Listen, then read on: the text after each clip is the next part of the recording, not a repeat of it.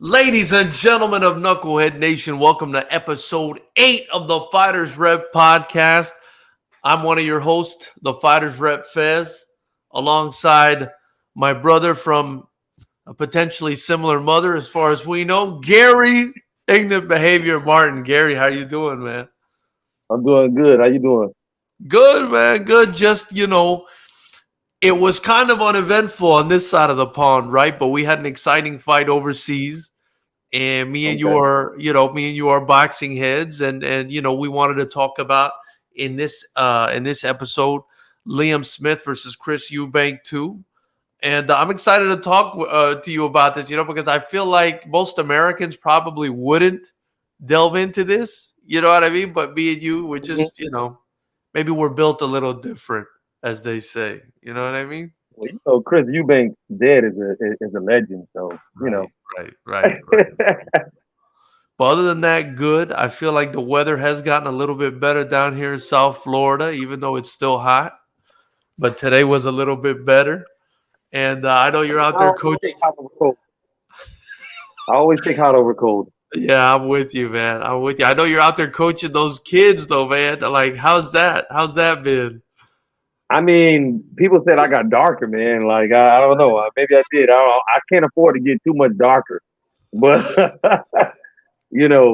I'm just before we get all started. I got the shirt on. Oh my goodness. Oh my goodness. I know this is combat. Yeah, I mean, that's the type of combat, but I'm trying to see if I can. I'm trying to see if I can blur it out somehow, but there's nothing here that's letting me do it. Because I'm always. I didn't go there. I didn't even go there, but I'm always going to be a UM. Wait till November. Wait till November for that. Yeah. I mean, listen, I went to FIU. I didn't even go to UM, but just growing up watching those games, that was a thing, man. Growing up, going to that game, seeing people seeing people fighting each other in the stands. That was the real combat sports came in. Maybe that's what got me into it. Everybody would take their attention off the game and be looking at the stands like, oh shit, look at that guy. But yeah, if you guys don't know, I mean, growing up in Miami like me and Gary did, man, those UM versus FSU games, I don't even know what you would compare that to. I just don't. Is there something in modern sport that you could compare that to? Because that was wild, man. I mean, I guess. Every little, town has their own. Like I know Bama and Auburn is a big thing. Well, we were a little, but this is not a little town. This is a big, violent bunch of people, a big city. But anyway, I like to interject stuff like that, man. It's always good to look back at the history of the sports down here, and I miss that. I wish there were still they were still both top level, so we could have that again. Maybe that'll come back at some point. Maybe that'll happen. I've seen somebody arguing the fact that what's bigger, a big time boxing fight, you know what I'm saying, or like a big time, college rivalry game. And they said the boxing. They said these were football players. Yeah. They said going to like Tyson and all that things like that, like Tyson, the big Tyson fights, or even they were saying Errol Spence, even though Errol Spence and Bud didn't live up to it because it was one sided, but just being in Vegas for that one night. Oh man! And just seeing that big fight go off is crazy. Kind of upset. I never seen that playing. I will say I'm kind of, thinking in hindsight, I'm kind of mad we didn't go to that. I feel like that's something we should have gone to, man. Definitely. Yeah. I think we need to. I think the next big fight, I don't know. Who knows? Maybe Canelo Charlo, if your wife lets you out the house. But anyway, so and speaking of trips, Chris Eubank Jr. versus Liam Smith, obviously this is our reaction to that fight. And I say speaking of trips because I've only been to the UK once on a layover. It was on a layover to go to the Middle East. And so I didn't really get to enjoy it. But what I did see was cool. And, what I've always noticed from their culture is they really love boxing. They really love their sports. And you were talking about the rivalry, I want to think that their soccer rivalries are probably crazy, and their Yeah. boxing is crazy. I mean, Oh, they yeah. fill, bro, they fill stadiums. You know, the way they do things over there is just different. They love their sports, and I love their sporting culture. But that would be for me a bucket list thing to go watch a fight out in the UK. I think that would be sick. And this fight that happened over the weekend would be one of those fights that I'd love to go watch, Gary. And it was Chris Eubank Jr., Liam Smith. They were getting it on for the second time. I want to know, what did you think of the first fight? What did you think of this fight? Who did you think was going to win heading into the fight? Just what are your thoughts about this whole event from top to bottom? I mean, I think the first fight, I mean, it was only 4 rounds. So and I didn't really feel like they really got totally going. I felt like Chris Eubank just started getting going, like really letting his hands go. But I do know I see a lot of people, they talk about, he tried to beat Roy Jones in the first fight or whatever. Hands really low, just kind of like toying with him, standing straight up, looking at him Yeah, like, come on, let's go, and throwing the shots. And I thought, it's obvious he's a quicker guy. You know, he had a longer reach, right? Correct? I'm not sure. I think he did. It looked like he did to Yeah, me. yeah, that's what I'm saying. He had a longer reach, and he was pot shot, kind of like how you see Roy without the power, though, not the power Roy Yeah, had, or no. even just as fast as Roy. I mean, nobody's Roy. You know Yeah, what I'm saying when it comes to that. But he was doing that, and he got himself caught up in the corner with his hands low. You know, instead of doing like he did this fight, I'm not trying to go into this fight too much, but grabbing and wrapping up and then resetting, getting back into the middle of the ring. He got trapped in the middle of the ring and got caught with something, and that was it. After he got caught with something, his legs weren't stable enough. yeah, yeah. He got up. I didn't even think they were gonna let the fight go on when he got up. You know, he got up and he was rocky legs, and then the ref was counting saying walk. I mean, he was staggering all over the place. So you knew that fight was over, and he got knocked out. So I didn't really think it was too long of a fight. It was he was getting going. He was starting to land shots, but I just felt like he got too confident, too cocky, hands down, didn't care about his defense as much. And I guess he thought the guy couldn't hurt him, Liam couldn't hurt him or whatever. So, and he found out wrong. Did you did you think did you think that Liam, I mean, I think Liam came up from 154, I want to say. I mean, I don't know. Do you think he just underestimated him? Do you think do you think he just took his foot off the gas? I mean, what do you think got him knocked out in that fight? Do you think he was trying to imitate Roy Jones? I mean, what happened to him there?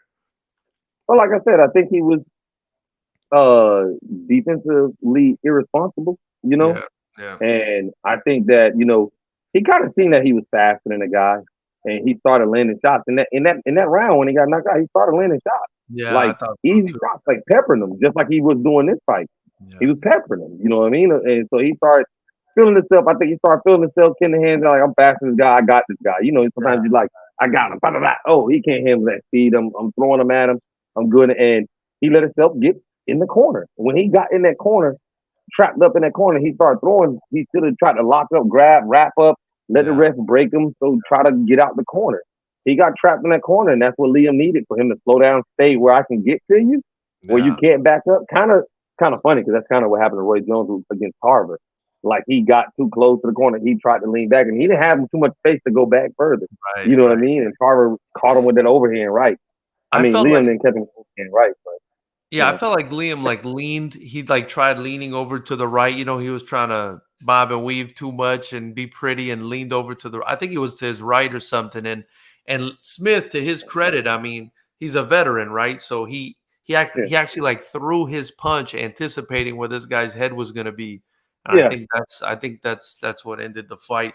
So but going into the second one, I mean, a lot of people thought the same thing was going to happen. I don't think a lot of people thought Eubank was just going to dominate, but you know, I don't know. I felt the same way you did, right? Or I felt the same way that you're saying is, in the first fight, I just felt like Eubank started to kind of take over before he got stopped, and it just looked to me like he was the better fighter. So, I wasn't able to make a prediction on this one, but I did think Eubank was just maybe going to outpoint. I thought maybe it would be like a unanimous decision win for Eubank. Credit to him for getting the stoppage. But that's what I thought was going to happen. I don't know. What did you think going into the fight? And were you surprised by the result? I mean, I know he changed trainers, even though Bomac was only there for like 4 weeks or whatever. Bomac too. That's something interesting we got to talk about too. Yeah, he was only there for like 4 weeks or whatever. And I know, I remember when because at first I didn't even know the fight was going on, and I follow everything, and then Bomac, and they were like, oh yeah, Bomac's trainer, like, oh yeah, he switched trainers or whatever, and then because everybody was talking about how it was like a money grab, you know what I'm saying? Like, what can you really teach a guy in like 4 weeks or whatever like that? I still think you can help out some. I don't really think that was the major thing, because if you look at how he fought, he still kind of fought the same. I just felt like he was being a little bit more defensively responsible to, like, later on in the rounds when you could tell he started just peppering them. But he was being a little bit more like, at first it was getting kind of boring because he was like shooting the jab and then locking up with him like, nah, you're not getting inside. Let's stay, keeping him at a distance and everything. But you know what else I saw from him that's like very Bomac, that made me think Bomac? He didn't do it too much, but once in a while he would throw that like stab jab to the body. And I felt like that's some Terrence Crawford was kind of doing to Errol Spence too, like throwing that stab jab to the body. And I remember like I was watching the lead up to the fight and they showed Bomac like teaching him that.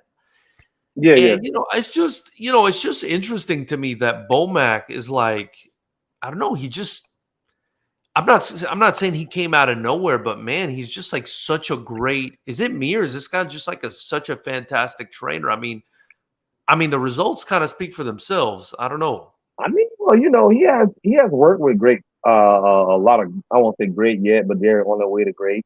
He's done work with Shakur Stevenson. I know he's not training Shakur, but he's worked with Shakur some. He got Keyshawn, who he said he's going back to train Keyshawn or whatever. And he looks really good. And he looks really good. Looks really good. You know what I mean? And I mean, shout out to Bomac, dude. Bomac is I don't know, man. I've just, he seems to get everybody's respect, as a trainer. Bro, what he did with Terrence Crawford, who to me is the best pound for pound fighter right now after that last performance. What he did with him against Errol Spence was nothing short of amazing. And then to go out and do this for Chris Eubank, dude, he's got to be hitting his like prime as a coach right now. You know what I mean? Like, that's some serious back-to-back like momentum as a coach. You know what I mean? Yeah, no, I mean, yeah, when you get to work with fighters, good fighters, because I mean, a coach is only as good as a fighter. Because you can be a fantastic coach. Your fighter ain't got it. He ain't got it. Like, it's like, I think Oscar De La Hoya said that I think Floyd Mayweather's father was his best trainer, I think, or whatever. But I mean, obviously he couldn't make him into Floyd. You know what I mean? And so, I mean, the trainer helped, and I think Bomac did help. I think he did help him on his fight some, but I think just naturally Chris Eubanks was the better fighter.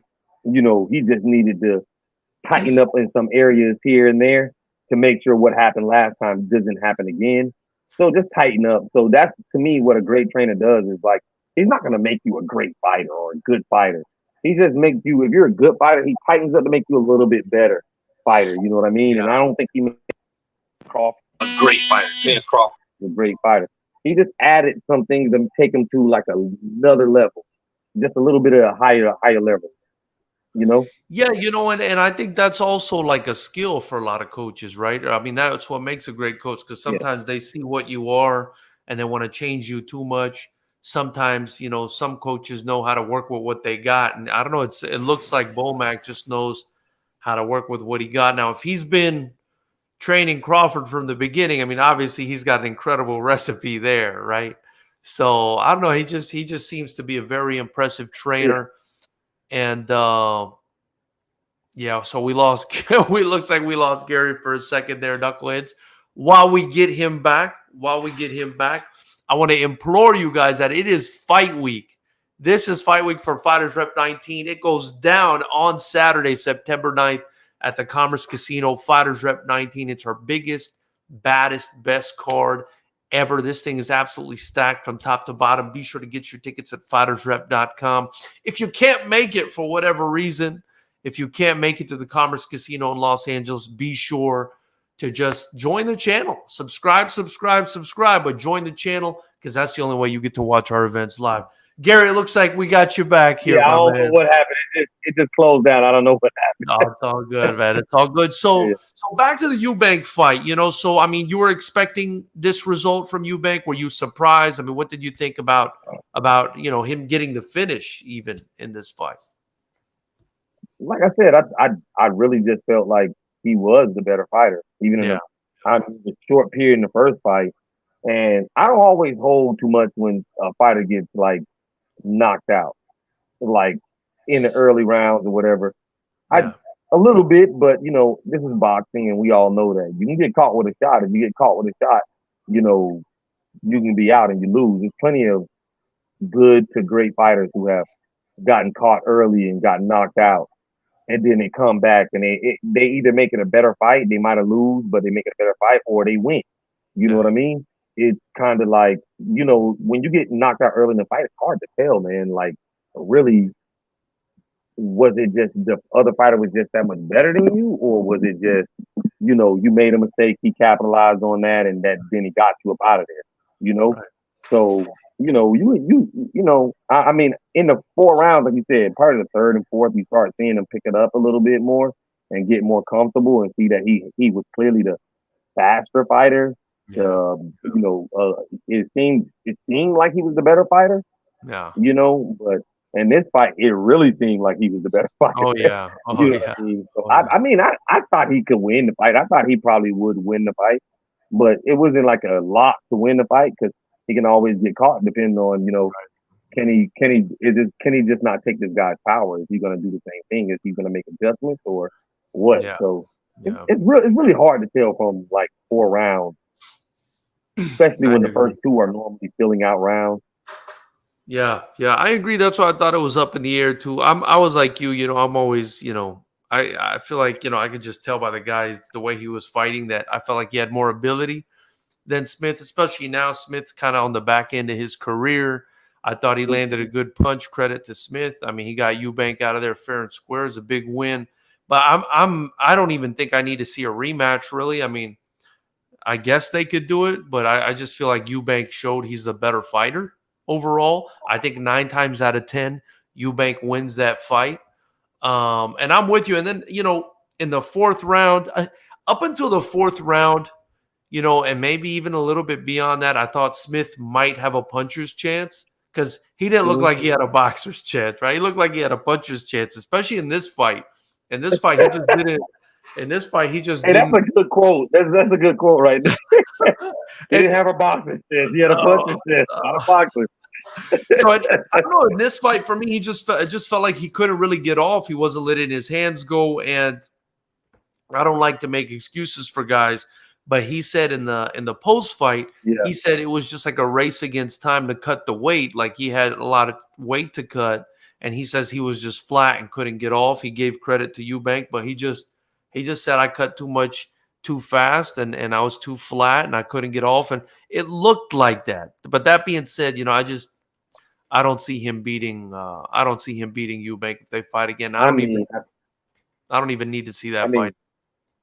I think he's setting it up for a reason to have a 3rd fight again. And I mean it could have been a legit reason, could not, because he said his back. He had injured his back. Yeah. Then the weight cut really hurt him and things of that nature. Conor Ben, of course, he was making fun, saying that he couldn't get a guy out of there. It took him like 10 rounds to get a guy out of there that couldn't walk or something like that. Yeah. He said something like that. So, it's just, I mean, I'm not gonna lie. I was watching the fight. I'm like, I mean, he should have got him out of here by now. I don't know if he's just has a chin of Liam, because I'm not gonna sit here and act like I watched a whole bunch of Liam fight. Yeah. I think Liam's just a tough. I think Liam's a tough guy too. I mean, you could tell he's a tough guy. He didn't even quit. Really, they had to step in and stop the Yeah, fight. So But he's gonna go out on his shield. I kind of felt like I did kind of feel like, all right, you should be knocking him out by now because you done hit him with a lot of clean shots, and that uppercut was the weapon of his choice. Yeah, it was. I was like, is this Bomac? Because Terrence Crawford hit Errol Spence with a couple uppercuts. He caught Sean Porter with an uppercut and dipping his way. Yeah, but I know in the first fight, Eubank did throw uppercuts, a few uppercuts there. I don't know, maybe he seen something on film that the uppercuts were there to try to take him, but he kept coming underneath his guard and hitting him with the uppercut. And Crawford, that's how he ended the Benavidez fight. The Jose Benavidez fight was what a nice uppercut. So Eubank, I think he moves on. I mean, again, if they want to make a trilogy fight, I guess that's okay. But it sounds to me like the public is not really interested in that fight, at least from what I've heard over there. And I'm not really interested in that fight. Now, Bomac, who we're going to get into in a little bit more detail because of his arrest on a gun charge over there. He said it sounds like he wanted Golovkin or Conor Benn for Eubank next. What would you do with him? I mean, what would you do, in your opinion, Gary, with Eubank after this win? I mean, first of all, I would say that, I heard Bomac and he was saying that, he has a talking team and even see if they retain him, which I'm pretty sure they probably would after being successful after this fight. But he said he has to see, if they retain him. But I would go with Conor Benn. He's a name to put out there, even though he's been popped for PEDs. I don't really know what it was that they accused him of taking or whatever. But he's probably a bigger name. I mean, he's a tough fighter though. You know what I'm saying? And if we're talking about sales and money and putting your name out there to get bigger fights, you know what I'm saying, I would say Conor Benn. Yeah. No, I definitely think that would be the big fight. I think that would do a stadium easy. Exactly. You know what I mean? But I feel like a Golovkin fight might be a good fight too. I think if we're talking about, the logical next step as far as maybe earning a title shot in the future, I don't know. Maybe Conor Benn is the best next fight to make. But do you think Golovkin's still that out there name? Well, I just feel like I don't hear anything about him for a while. Yeah. I just feel like how okay. So Chris Eubank at this point, let me see how old he is. Because that's Golovkin's pretty old. Born. So he's 33. Chris Eubank is 33 right now. So I'm thinking of it like, I guess he's priming. You could say he's priming right now. Maybe. Yeah. He might have, he might have some more in him because he's, he didn't start very young. He started late and he can get better. But I'm thinking to myself, as someone who would be managing him and moving him, it might be, I mean, maybe that Ben fight happens next. But it would also be cool because that's a lot of money. But it would also be cool to maybe you do the trilogy fight against Smith and get that bag. Maybe you do a Golovkin fight and get that bag, and then maybe you do Conor Benn at the end of the rainbow. I mean, I don't know. I think Conor Benn right now is the biggest, though. I'm looking at it differently. I'm looking at it. You do Conor Benn, get that big bag. You don't want to mess it up just in case. You go fight Golovkin and he's, still Golovkin. You know what I mean? Yeah. So, I mean, well, I ain't gonna say he's still Golovkin. He's old, but he can still hurt you. He can still beat you, but I'll say get Conor Benn. Then I would say, let's say if you don't win the Conor Benn fight, you can double back you can make that money, then go back to fighting, Liam again for a trilogy fight and make that. You're still gonna make that money. You're still gonna make that money off the Liam fight and win the. You know what? It might even be bigger money if you beat Ben. So I think you have a good point there. I mean, it might be. Yeah, he's still gonna make that money. Yeah, if he beats Ben, and then you never know. Like maybe it's a close fight with Ben, and they got to run that back, and that's another huge fight. You know what I mean? Yeah. So let's go with the Gary. Forget what I said. Let's go with the Gary Byard strategy on this one. Let's go for the bag. I'm with you, man. I'm with you. I think that's a good idea. Now, if those two were to fight, and I'm not sure what the legalities of that are because I know Ben just got his name cleared, and I think the British Board of Boxing, or whatever it is appealing the decision because they're still trying to stop the guy from fighting, whatever it is. But let's say this thing gets cleared, who do you like in that fight? What is your opinion? Ben is a lot smaller guy here, but he seems to have a lot of ability, and it sounds I like ain't gonna lie. I probably would go with Connor. Yeah. I probably would go with Connor. Why is that? Why is that? Because he's not gonna be like Liam. He can move a lot better than Liam, and he can get in there and land those punches, and it's not gonna be like some flat-footed, like super slow guy that's in front of him. Not against Liam, but he's not. He clearly was out. Yeah. Like the speed wasn't even close. Liam kind of rely on the counter to kind of get in there to land what he had. I just think like Conor Ben has some fast hands. He has power in his hands. You know what I'm saying? And he can get there. He can slip and get in. Whether it's natural or not. Exactly. I mean, I'm just going off of. I don't know what if we it's saw. Hey, it's just what we're seeing. We don't know. Yeah.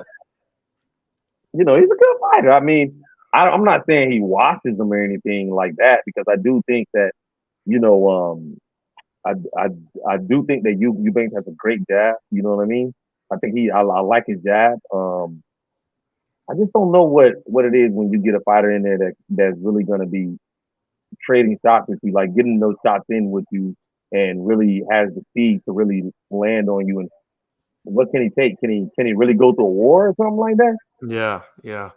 Another thing I admire about Eubank, and I'm with you, I feel like I would lean more towards Conor, especially since I think they were trying to drain Eubank down a bit to get the fight made because, I mean, because Ben is the smaller guy. And, I don't think he's going to jump up there and accommodate Eubank. They're going to drain him a bit.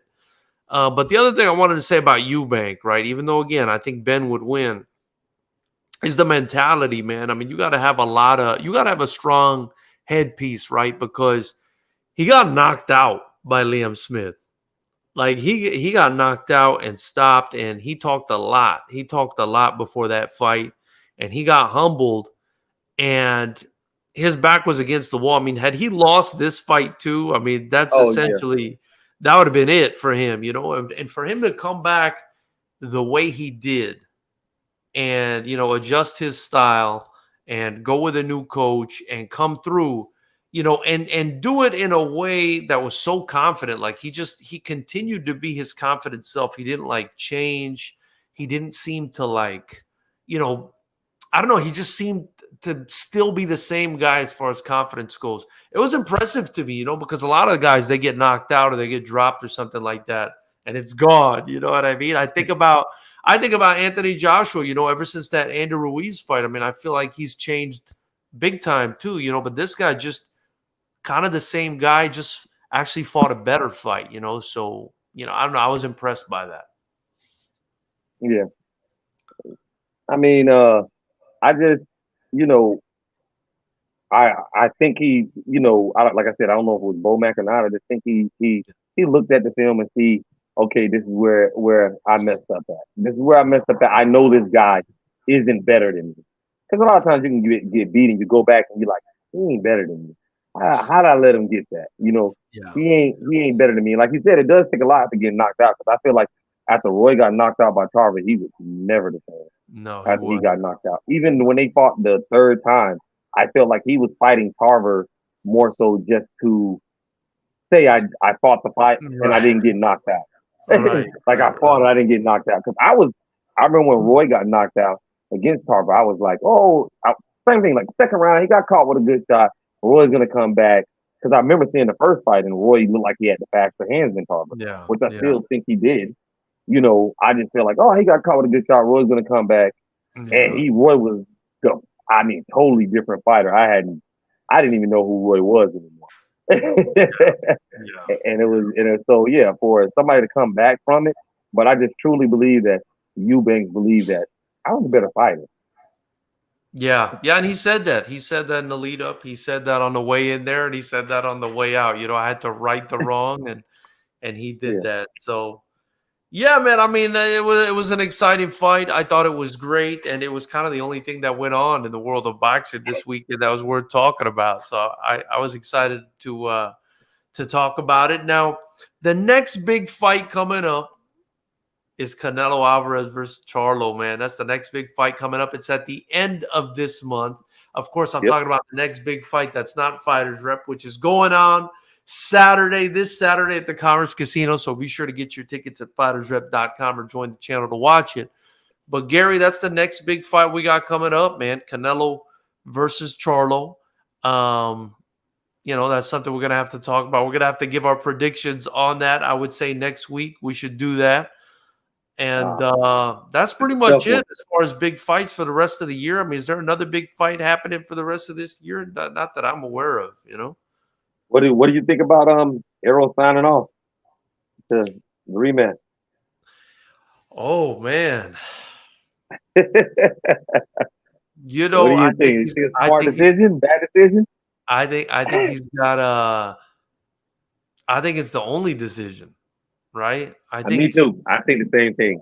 It's kind of the only decision because what are people going to say if he says no? Let me take let me take a fight in the interim. It might be the smart thing to do, but it's going to damage his reputation. You know what I mean? Yep. And so I guess you agree with that. And then I don't know. It's just a lot of money too. It's a lot of money, and you scared me today. Like you reminded me, like you could lose the big bag. Like we've seen the big bag go.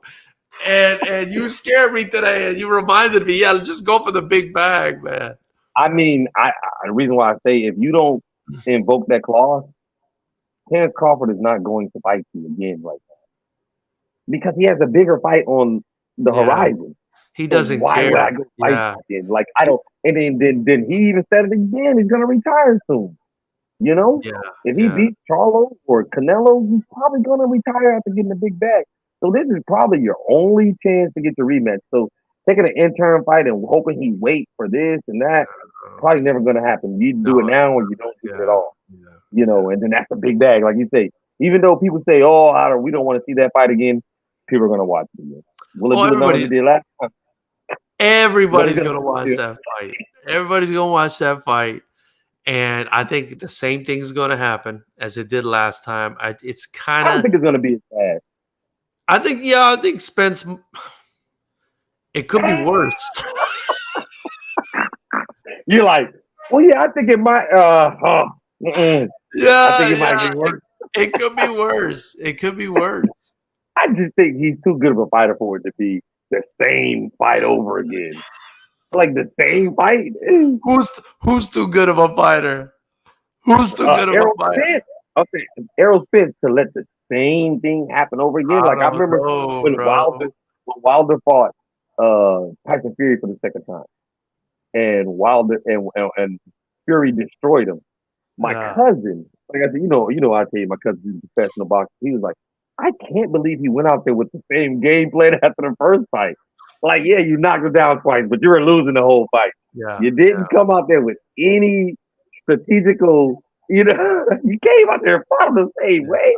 So I just can't see Errol Spence coming out and saying, well, let's do the same thing over again. What's he gonna do? Like that's the problem with Crawford, right? He's like so dynamic. He can do everything. He can do everything well. So what is a guy gonna do? Is he gonna out athlete him? No. Is he gonna bully him? Is he gonna bully him? He can't bully. Is he gonna outbox? Is he gonna outbox? Is he gonna box him from the outside? What's he gonna do? But he can be smarter in the ways he tried to come in.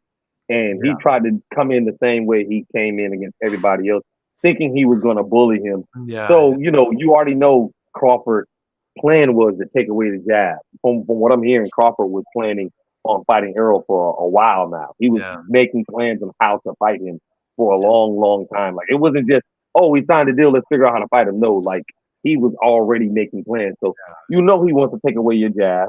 And you've been in a ring, you've seen his speed, you've seen what he likes to do. And so, if you're a really good fighter, a lot of times you can make an adjustment. And I'm not saying he wins the fight. I'm not saying Yeah. that by any means. By any means, don't get it twisted. I'm not saying that. I got Crawford still beating him. I'm just saying it. You you save some face if you make it a better fight. You know what I mean? Just Yeah, like yeah. I mean, because that fight looked like you didn't even belong in the ring. I think he could last longer. I Yeah. think he could survive longer. But I don't know. I don't know, man. I just don't see, the only way. So if you were to devise a strategy for Errol Spence, I mean, what would it be? I mean, the only thing I can think of is stay on the outside, right? Stay on the I outside don't know and about and that. just and be active, and then just like only go in when you like are absolutely sure that this guy's like not ready to counter you. I mean, I don't even know how to. Nah, that's I don't not. know after I mean, I watching that. wouldn't honestly. Staying on the inside. I mean, outside would not be my advice because I mean, Terrence Terrence has a reach. Terrence Yeah. has a much faster jab than you. He's beating you to the jab. Trying to out jab him is not gonna work. You know what I mean? Yeah, I mean you have to work on trying to cut off the ring, trying to get to the body. You can't be overly aggressive like you are with everybody else and just stay in there. Get in, get your couple shots, wrap them up, and then start over again. You know what I mean? Like just you're gonna try to have to outpoint him. You're not gonna. I mean, just try to make it an ugly fight or muscle him, try to rough him up. I mean, even though he tried to rough him up a little bit in Terrence Crawford show, like I'm no bitch. I'm No, strong too. Like no, don't get it twisted because you're bigger. there's just a disparity in ability, bro. There's just like a real like I got a lot of respect for Errol Spence. He's the other guy maybe at 147. I mean, I don't know if that's still the case with Jaron Ennis and other people coming up, but he's just a different level of ability. And we saw it when I saw them fight. I saw just two totally like one guy on one level, Well, one guy on another level. well, I would say this. What I think it is not necessarily being on different levels. I think it is Terrence athleticism. It's just is on another level. Now that's what's on another level because you heard them saying in the corner, he's too slow for you. It was just a matter of you were just you like I said, his jab. He's not jabbing with Terrence Crawford at all. Yeah, Terrence yeah. Crawford jab is clearly faster. Errol has a stiffer jab, maybe a harder jab. You know what I mean?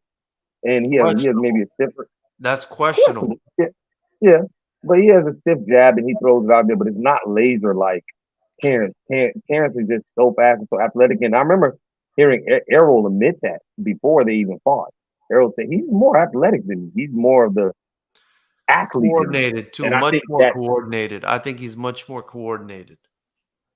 And I think his athleticism allows him to like, and even I think Keith Thurman pointed out on, but Keith Thurman tried to add himself in there. I don't know what that was about. He was like, he never fought anything body athletic like me and him. And but I mean, not saying Keith Thurman's not athletic, but he wanted to throw himself in there with Terrence Crawford, and I don't think they're on the same level. Yeah. But anyway, but I think that you know, he's able to capitalize on Errol's mistakes like other fighters couldn't because they're not as fast as Terrence. They're not as athletic as Terrence. Yeah. You know what I mean? Other fighters are good boxers. Like I do believe that Kell Brooks is a good boxer, and he Yeah. gave Errol some problems. But he's just not as. I mean, he's not as fast as he's not as fast as Terrence Crawford. So yeah, I just thought I'd throw that in there with the re-signing of that. Yeah, I mean, I don't want to. So I'm going to disagree a little bit. I'm going to disagree a little bit. I don't want to just. Argue. I don't want to just put it. I don't want to just put it on athleticism. I think Crawford's technique. I mean, obviously his athleticism helps him, but I don't think he's faster than a Kell. I wouldn't say I see him as No. faster than Kell Brook.